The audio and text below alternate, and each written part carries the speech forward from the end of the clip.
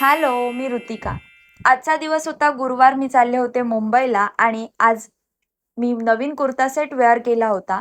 या kurta set wear केल्यानंतरची feeling माझी एकदम पॉझिटिव्ह आणि मस्त होती. कारण नवीन कपडे घातल्यावर माझ्या मते 100 पैकी 70% मुली तरी अशा असतील की त्यांना आय एम द क्वीन अशी फिलिंग येत असेल. तर त्यातलीच मी एक आहे.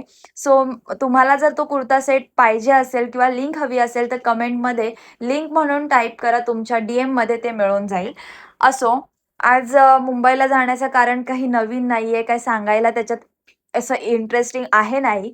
सो आता मला एक स्टोरी शेअर करायची आहे, जी की मी रिसेंटच लाफ्टर शेफमध्ये ऐकली होती मदर्स डेच्या दिवशी. त्यामध्ये एक सेलिब्रिटी आहे. तो त्याची एक स्टोरी त्याच्या लाईफची सांगत होता.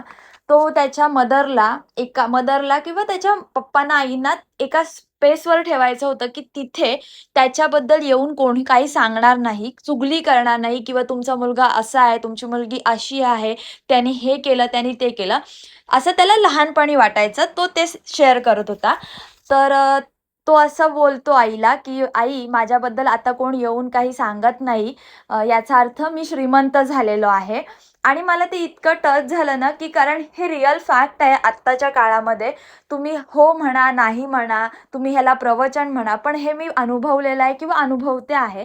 जर तुमच्याकडे पैसा असेल, तुमच्याकडे सर्व गोष्टी असतील, तर तुम्हाला डिमांड आहे फॅमिलीमध्ये सुद्धा आणि इव्हन इतर बाहेर सुद्धा.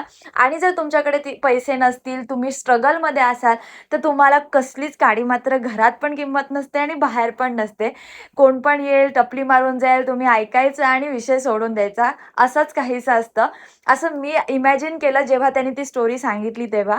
आणि असाच मी दिवससुद्धा एंड केला. Thanks for watching. Bye bye.